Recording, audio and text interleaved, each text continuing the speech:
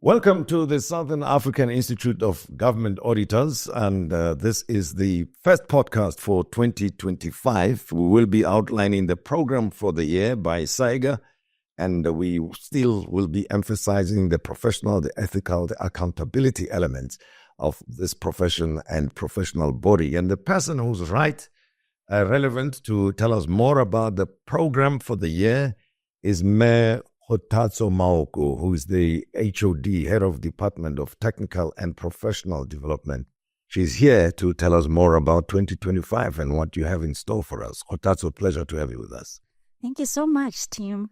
Absolute pleasure. So you do have plans for the next 12 months or so. So what are your strategic objectives for the year?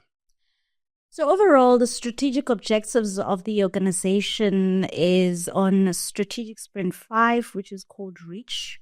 The outcome of Strategic Sprint 5 is to reach out to the SADC region, being the neighboring countries as well, obviously still with the intention to advance auditing and accountability.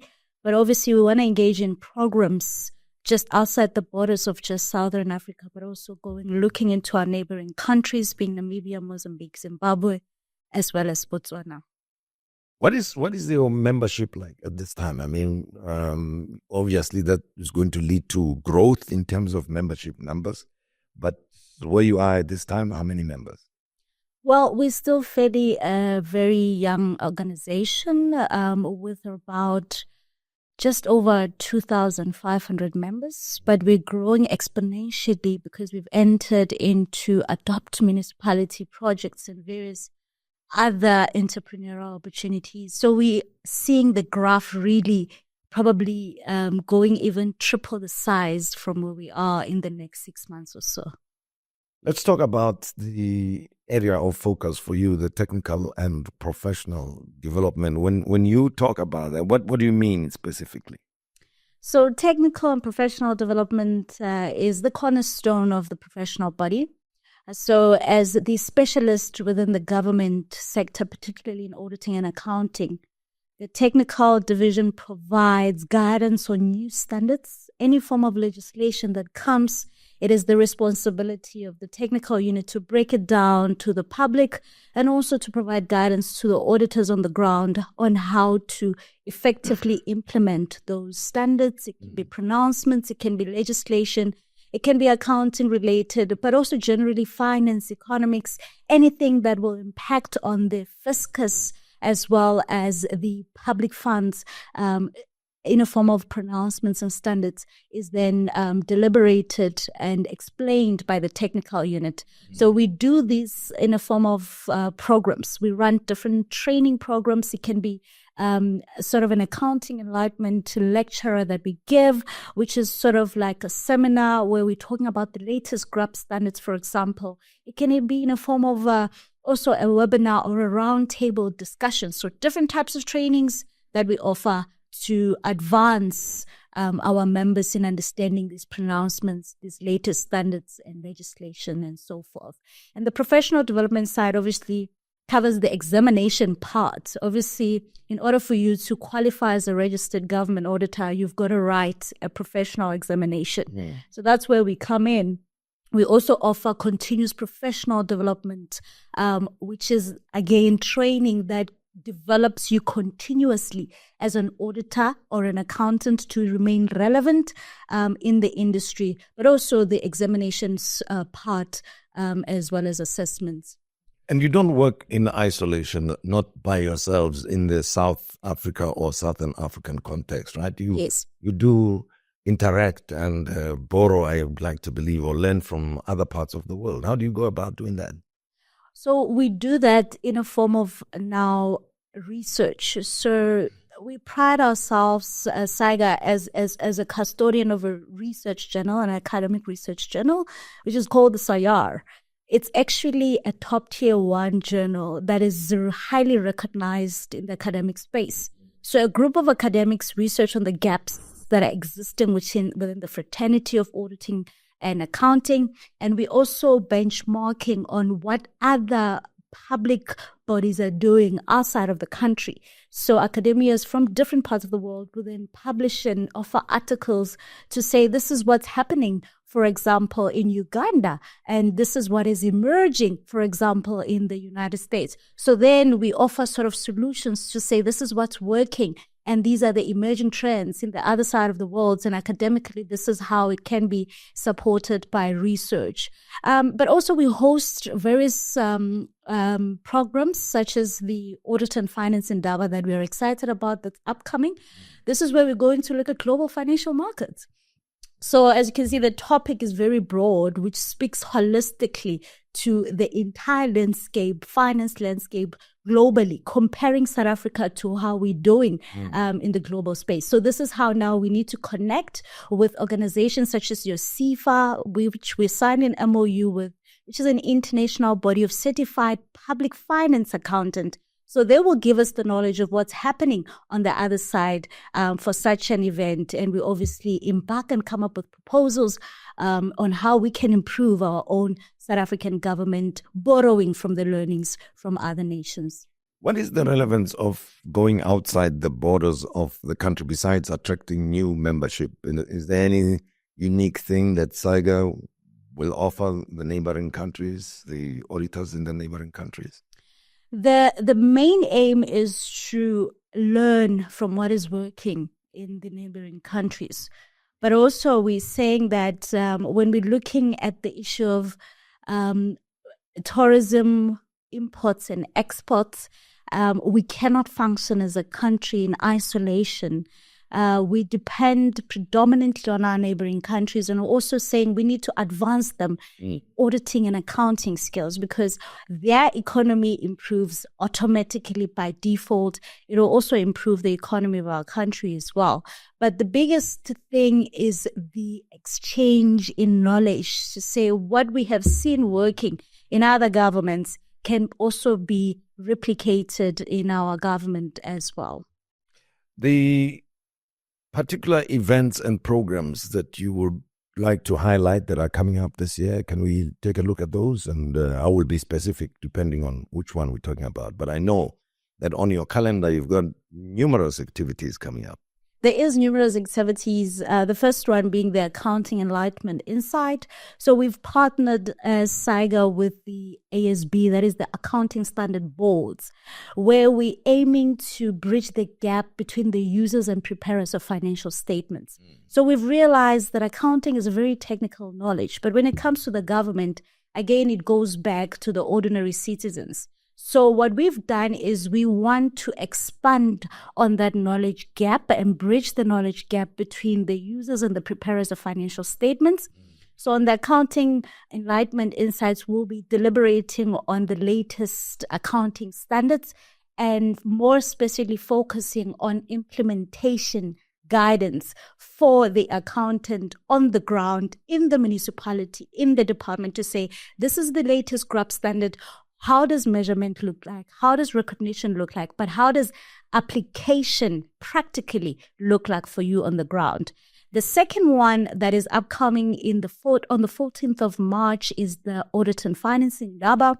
This is where we collaborate now with the private sector, with the banks in particular. We're hoping to collaborate also with the South African Reserve Bank this time around, because we're looking at global financial markets, capital investments, as well as equity regulations and so forth.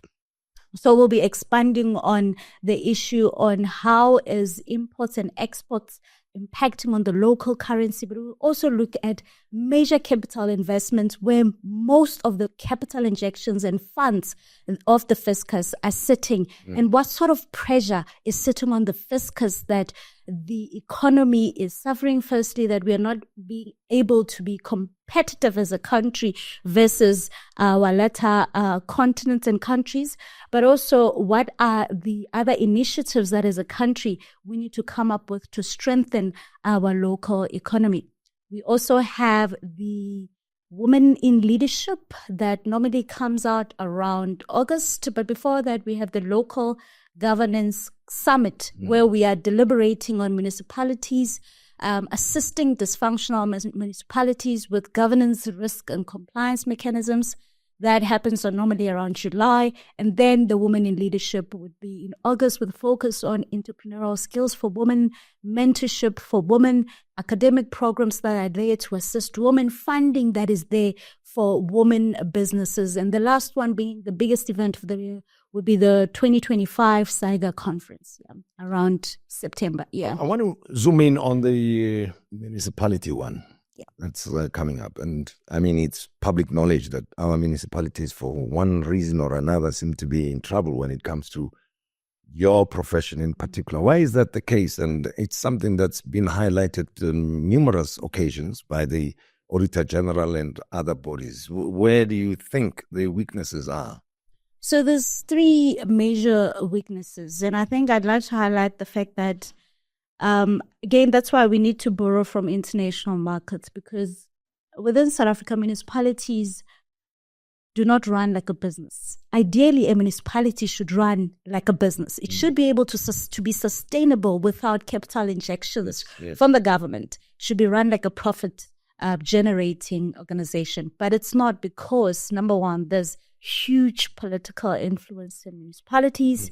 Secondly, we're seeing a skills gap in critical skills such as your auditing and accounting, where you need to put somebody who understands the debits and the credits, able to prepare financial statements, able to put controls that will be able to sustain the municipality. So the skills gap is a critical one, because if you look at the Auditor General reports, it highlights weaknesses in financial controls.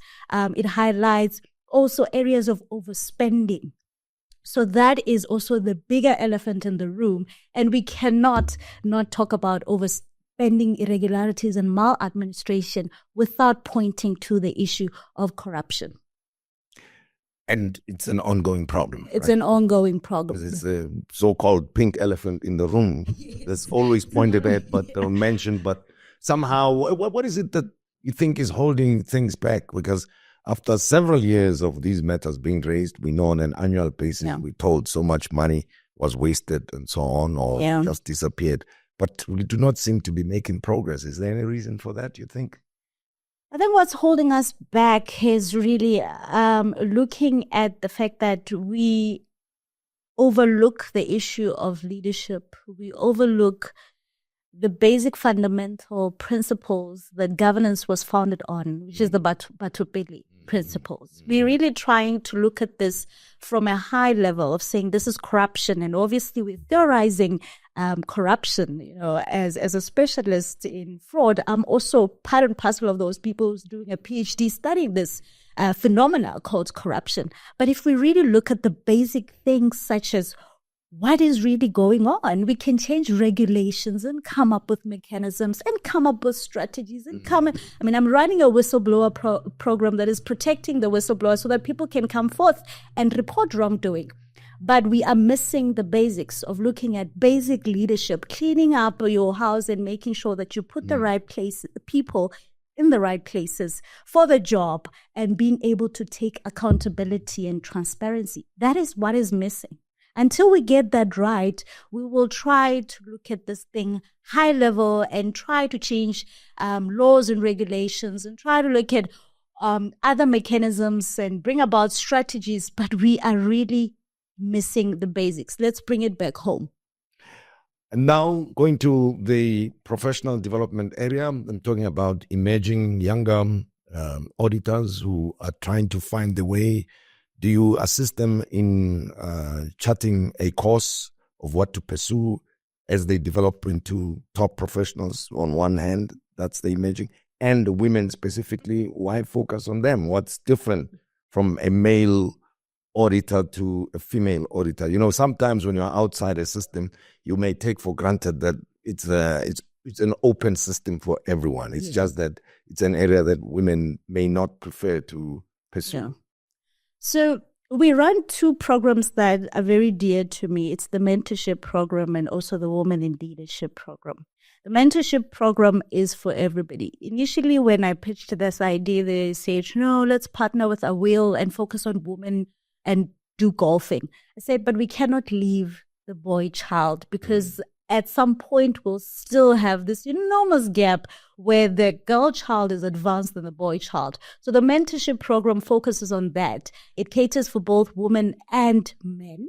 And it also helps that shift from when you're coming from university, transitioning into the workplace, and also when you're in the workplace, transitioning from junior to specialist level, specialist, senior management, also to executive level. So the mentors will then mentor the younger ones to say, this is how you can actually tailor your career without obviously being too prescriptive, but showing them what's out there.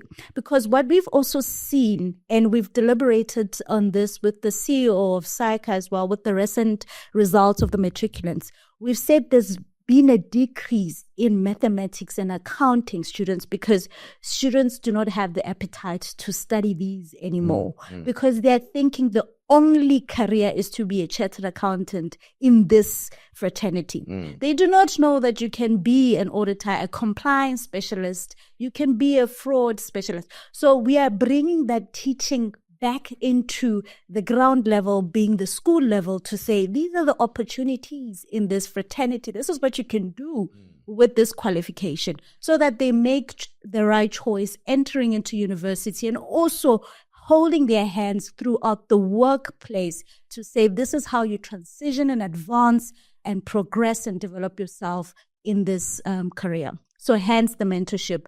The woman focus is mainly on business. What we have realized, and this is a study of financial inclusion that has been conducted within the entire African landscape, we've seen that entrepreneurial skills are lacking, particularly in women in South Africa, in compared to other African markets. You'll be very surprised. Other African countries for women entrepreneurship are doing well than South Africa. So we've seen that women have thrived in corporates, yes, because of these women empowerment initiatives. But the confidence of opening their own businesses is still lacking. And also the support, once a woman has opened their own business, for that entrepreneurial skills is also lacking. Because we find women not having, firstly, the confidence or entering into a business and then pulling off from that business because they don't have the necessary support. So we're trying to bridge that gap in a form of support for women entrepreneurial skills, hence the women in leadership. Right, let's conclude. And I want to ask about the role of technology, which is one area we cannot ignore. Yeah. And with artificial intelligence and other things happening, I suspect there may also be displacement of certain career paths within your space. That's a possibility, but also can be used to enhance people's careers. Yeah. What are your thoughts on that? That's one. And the last point of my question is the engagement with SAIGA by your members, that, there are many areas where they should come forward, engage with you, highlight certain things, but they may not know that the opportunity exists to do that. Yeah. So the technology aspect is also one that I'm very passionate about. So we've launched a SAIGA Technology and Innovation Hub late last year, which is going to be a digital hub where auditors can go in, not physically, but digitally. But it will be as if you're walking into a hub that consists of all sorts of technology, techniques, and tools to assist you in your day-to-day job. So this hub will consist of, so we're purchasing licenses from your ACLs, etc., auditing softwares as well, but data analytics tools as well, where you can walk and do a simulation on data analytics and get a certificate to say, now you can do data analytics. So this hub is meant to, again, bridge that gap and help auditors on the ground to say, we need to move with the times. It's either you are embracing this technology and help you, as you say, to enhance you in your day-to-day, or you are going to be swallowed by it. So with this technology and innovation hub, we're hoping that this will then help enhance the day-to-day of auditors. And in as much as we are appreciating AI, machine learning, and we are now in the fourth, and now I hear we're entering the fifth industrial revolution, we're saying that we can never be at a point where machines will completely replace auditors. We are saying auditors need to be enhanced, like with your data analytics, your quantum mechanics, your robotics, etc., to be able to use those tools and those techniques to enhance auditing and to make them efficient. And we're saying there is no replacement because there's still the ethical considerations that machines do not bring into the equation. Hence, we're saying we still need to remain relevant. And the only way to remain relevant is to make sure that we adapt to this technology, we adapt this efficiency and a new way of doing things so that we improve with the time. I love this. I suppose if one way to summarize it, one would say, this is how and what the knowledge economy is all about. You can go any direction. Yes, absolutely. In this type of environment. Kgothatso, thank you very much for talking to us and giving us the highlights of your program for the year as the Technical and Professional Development Head of Department within SAIGA. Much appreciated. Thank you so much for having me, Tim. We hope that you enjoyed the first episode for 2025 and you now know the agenda for the year. At the end of the day, the Southern African Institute of Government Auditors is here to assist you in growth ethically, professionally, as well as to strengthen accountability in the public sector. And from me, Tim Modise, till next time.